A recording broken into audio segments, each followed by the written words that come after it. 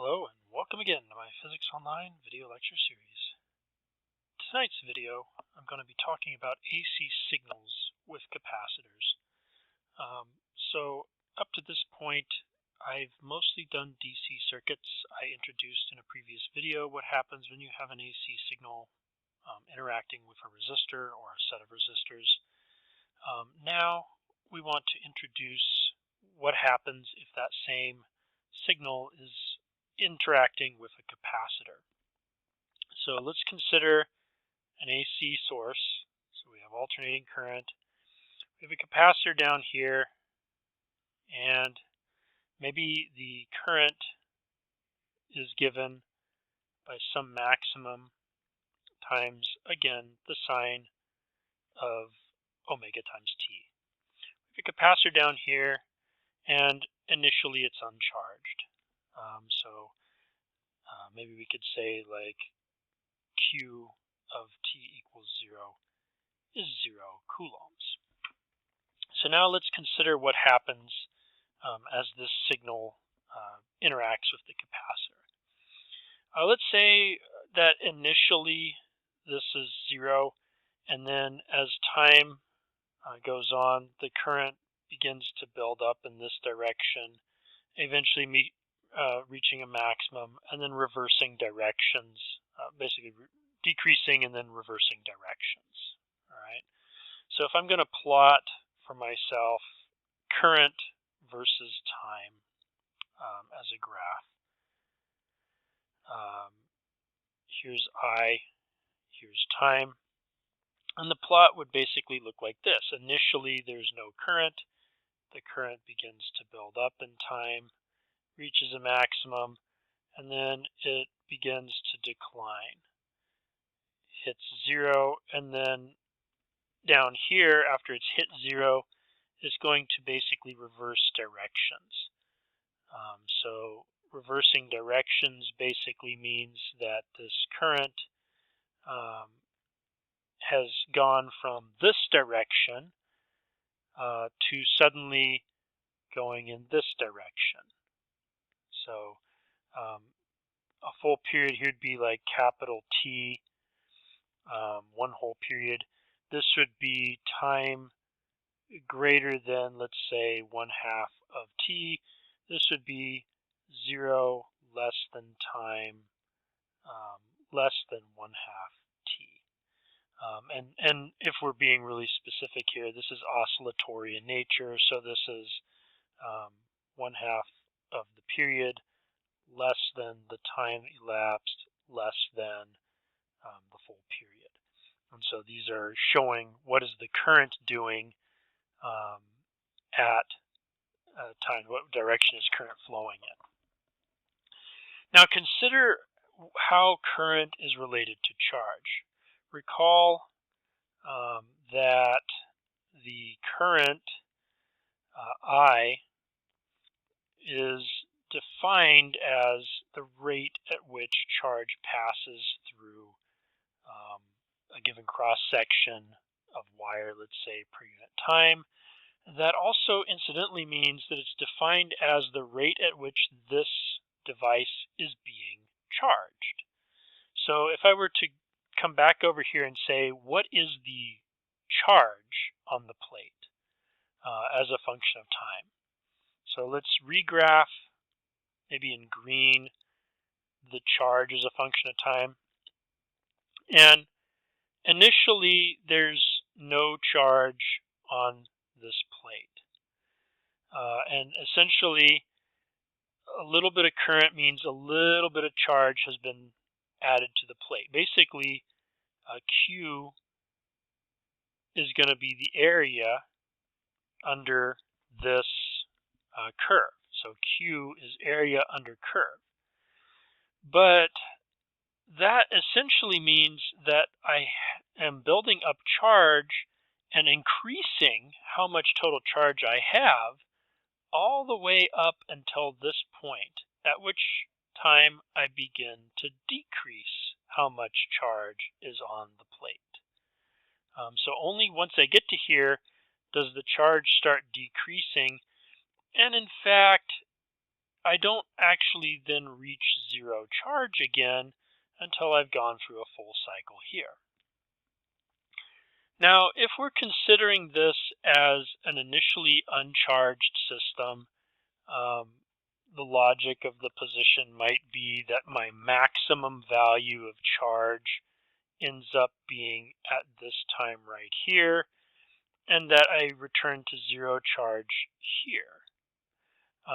But as it turns out, a more stationary model, a more stable model of this, which can be obtained by differential equation, which is kind of beyond the scope of this class, would have us essentially like charging to here and assuming maybe like some charge that is opposite that of the current source. And so right here, maybe I'm down at this level, and I would basically just end up getting a graph that, that looks more or less like this. Let's actually go ahead and put this on a new slide. Essentially, my charge versus time graph will end up, come on, looking somewhat like this. I start down here, I pass through zero, kind of come up here, end up here, and then come on down through here. This isn't a very good drawing, unfortunately, but hopefully you're getting the point of it. Essentially, what I have is a negative cosine equation. So this right here would say something like Q of t is equal to negative, let's say Q max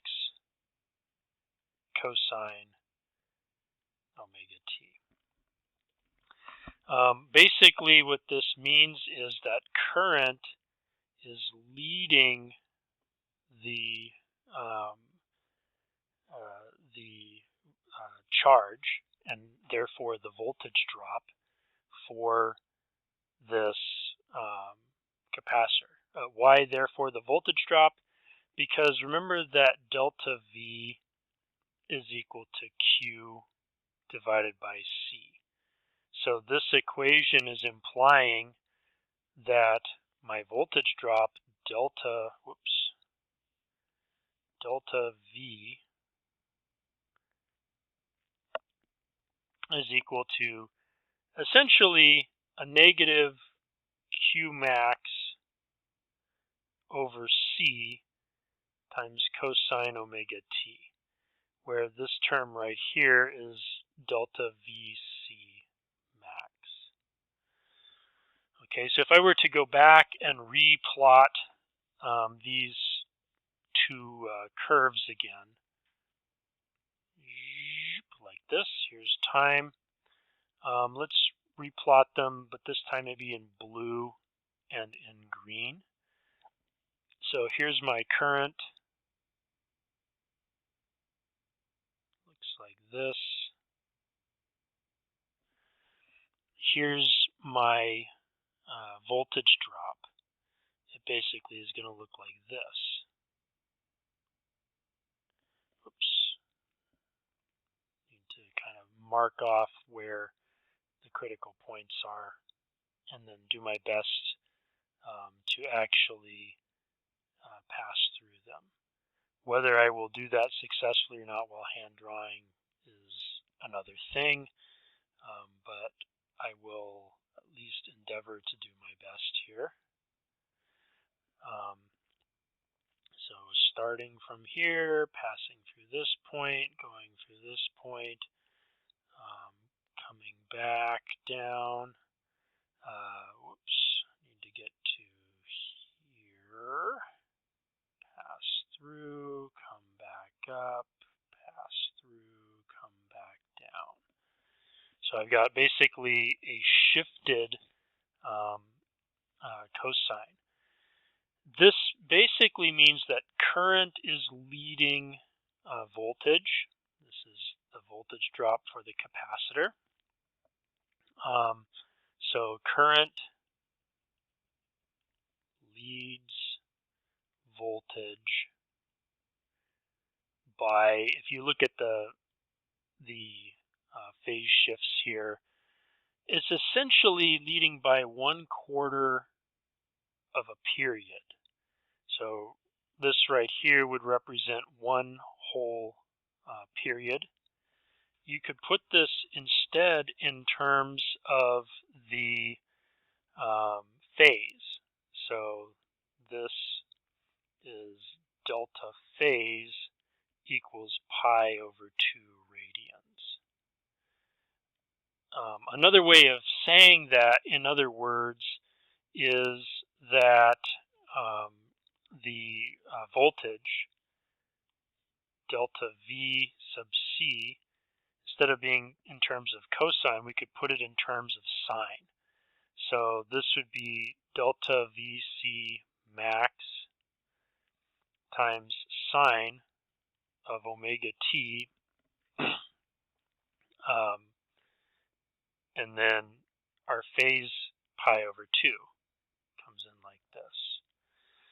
So notice that if time is 0, I have sine of negative pi over 2, which is negative 1. And then the rest essentially follows from there. So this is equivalent to where this right here is Q max over C. This is the equivalent to that previous equation that I'd written that says delta VC is negative delta VC max times cosine of omega t.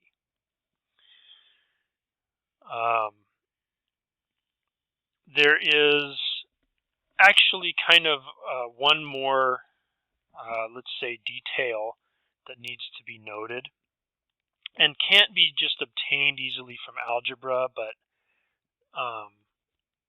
essentially we might ask how much total charge do you expect to have if you know what the maximum current is.